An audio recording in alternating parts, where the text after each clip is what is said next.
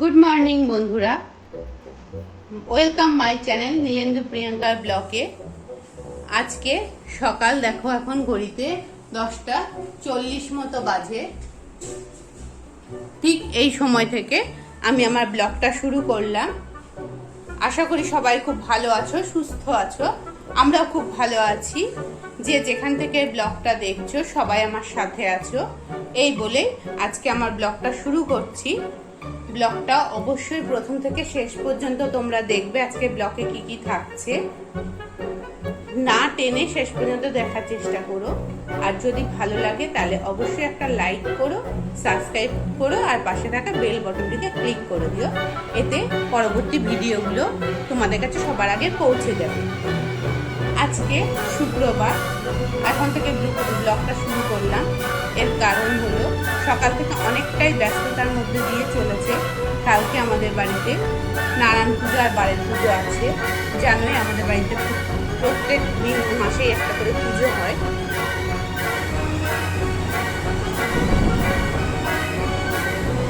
চলো দেখো, মুড়ি আর ভুজিয়া খাচ্ছে, আর এদিকে আমাকে ঘোষ মশাই দুধ দিয়ে চলে গেছে। দুধটা আমি এখনো জাল দিতে পারি।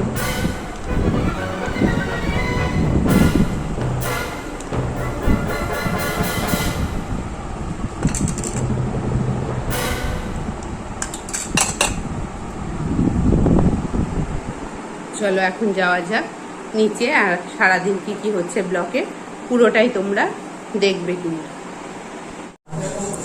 চলো, ফল বাজার করে নিয়ে এসেছে। দেখো ব্যাগে কি কি ফল এনেছে। কলা এনেছে,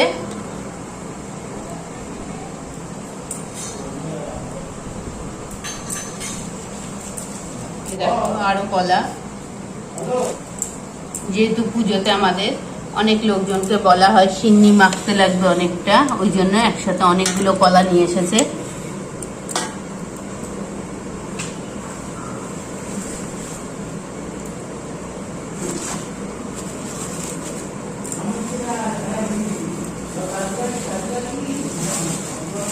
এটাতে গুড় সিন্নি মাখার জন্য এনেছে।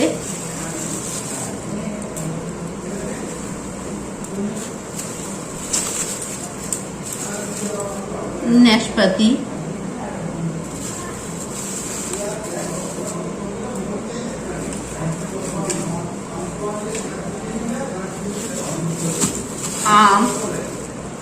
আমগুলো আমি একটা ঝুড়ির মধ্যে ঢেলে রেখে দেবো, নালে যা গরম পড়েছে জানো তো বন্ধুরা। আর ভাদ্র মাস প্রচন্ড গরম, নষ্ট হয়ে যাবে। আমগুলোর জন্য আমি ঢেলে রেখে দেবো একটা ঝুড়ির মধ্যে।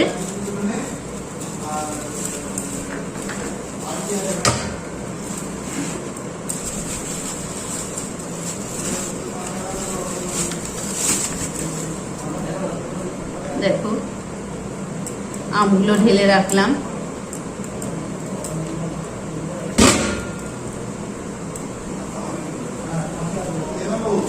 এখানে আপেল এনেছে,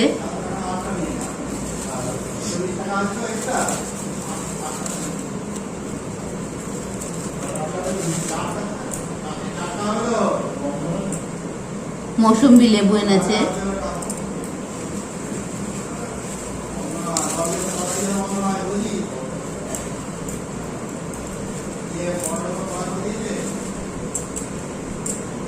দেখো আরো কলা আছে।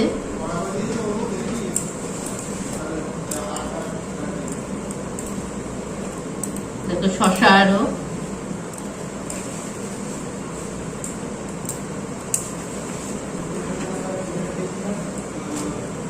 এবার আমি সাজিয়ে রেখে দেবো ফলগুলোকে।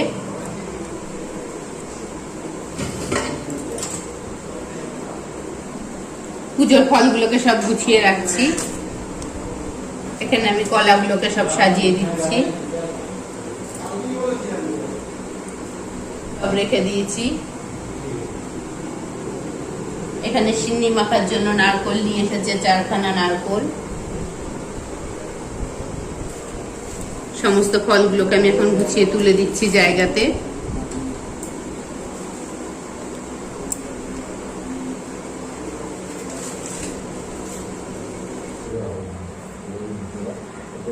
এখন আমি শিবটাকে পুজো করে নিচ্ছি, আমার বাড়ির শিবটাকে আগে স্নান করিয়ে দিচ্ছি।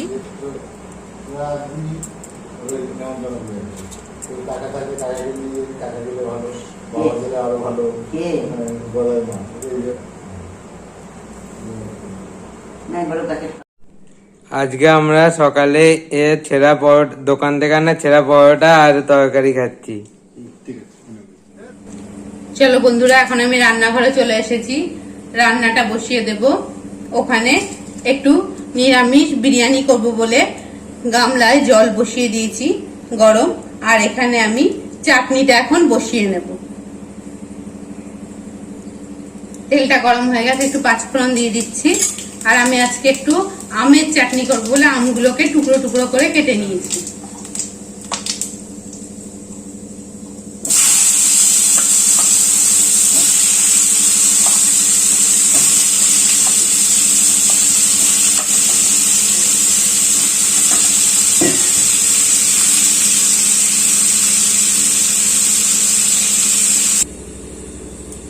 এদিকে জলটা গরম হয়ে গেছে, বিরিয়ানির চালটাকে আমি এখন ধুয়ে নিচ্ছি।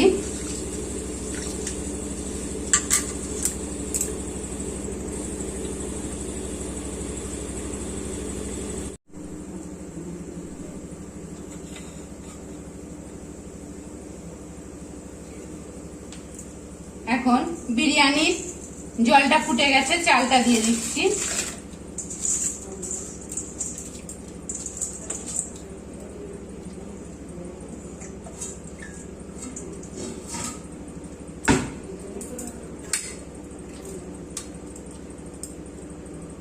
আর এর মধ্যে এই লেবুটা চিপে দেব।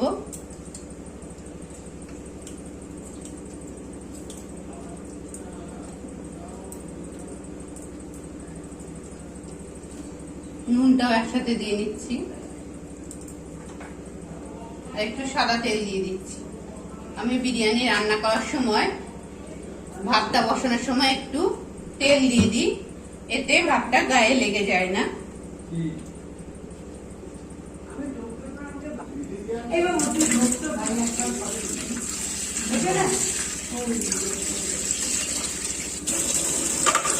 তুলে তারপরে আমি শরবতটা করে দিচ্ছি।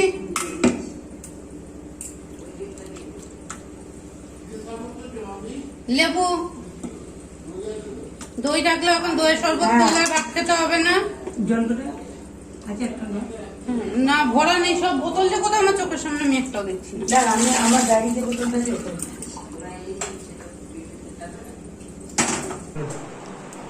চলো, আমি এখন রান্না বসাচ্ছিলাম, তখন তোমাদের তো বলেছিলাম দুজন আসার কথা আছে। কারা আসছে দেখো, এসে গেছে। এখন দরজা খুলি। একজন এসছে, আমার ননদ এসেছে, ভাগনা নিচে রয়েছে, এখনো এসে পৌঁছতে পারেনি। দেখো ব্যাগ থেকে গোপলুকে বার করছে, গোপলু সোনাকে। গোপলু সোনার মামার বাড়িতে ঘুরতে এসেছে।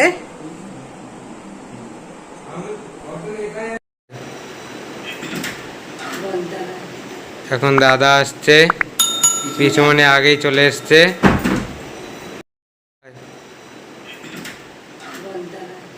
এখন দাদা আসছে, পিছনে আগেই চলে এসছে। এখানে আমি রাত্রের জন্য একটু চানা মশলা বসিয়ে দিচ্ছি। এখানে আমি মটরটাকে সেদ্ধ করে রেখে দিয়েছি। মটর না, এটা চানা মশলা, ছোলা, পাটনায় ছোলা দিয়ে করবো। বিরিয়ানিতে যে পনিরগুলো দেবো সেগুলোকে এখন আমি ভাজতে দিয়ে দেবো।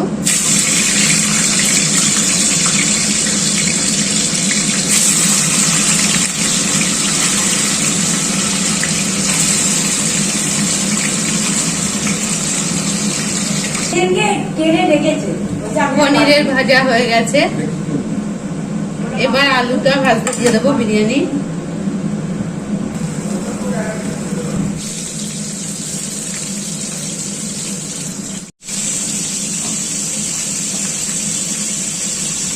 বাবু ব্যাগ থেকে আমার ফোনটা বার করে রাখতো।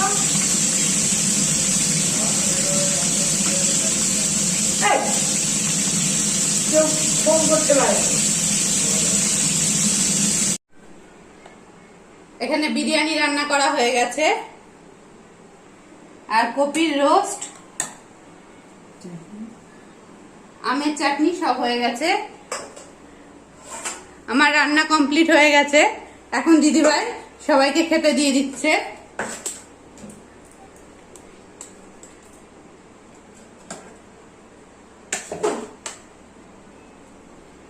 দিদিভাই সবার খাবারটা বাড়ছে আর এদিকে আমি এখন গিয়ে রান্নাঘরটা রান্নার পরে পুরো নোংরা হয়ে আছে, সেটাকে এখন পরিষ্কার করে নেব। আমরা এখন বাড়িতে করে আইসক্রিম খাবো সবাই মিলে। গোপাল খাচ্ছে এখন আইসক্রিম।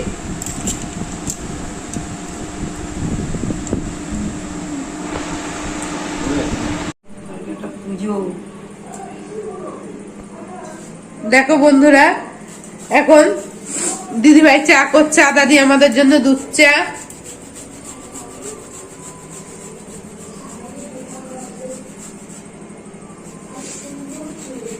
দেখো দিদিভাই চা করে আমাদের জন্য নিয়ে আসছে। আমরা 5 জন এখন চা খাবো। এখানে 4 জন আর চা এনেছে, আর একটা আনছে, এখন আনাও হয়ে গেছে। এই দেখো এই দিদিকে চা দিয়েও দিয়েছে। আর টোস্ট বিস্কুট দিয়ে এখন আমরা চা খাবো। টোস্ট বিস্কুট বার করছে আমাদের জন্য।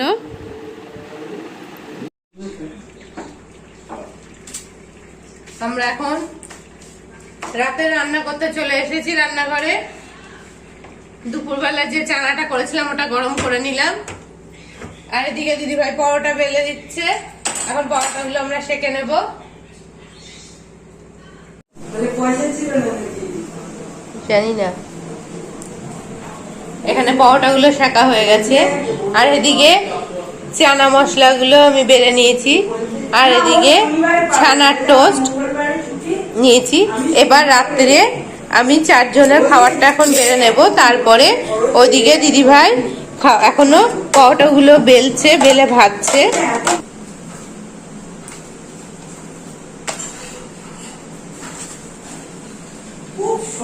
এখন পরোটাগুলোকে দিয়ে দিচ্ছি।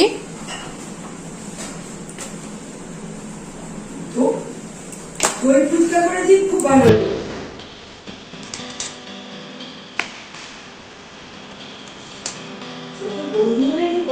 রান্না করে হবে ভালো।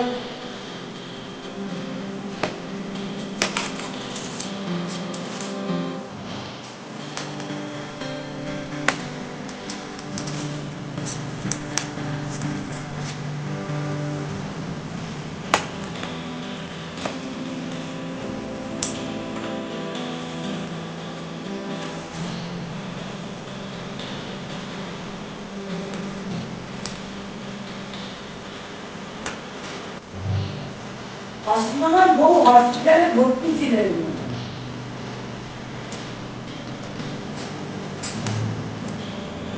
দেখতে পাচ্ছ বন্ধুরা, আমার 4 জনের জন্য খাবারটা বাড়া হয়ে গেছে। এখন আমি আগে গোপালকে খেতে দিতে যাব।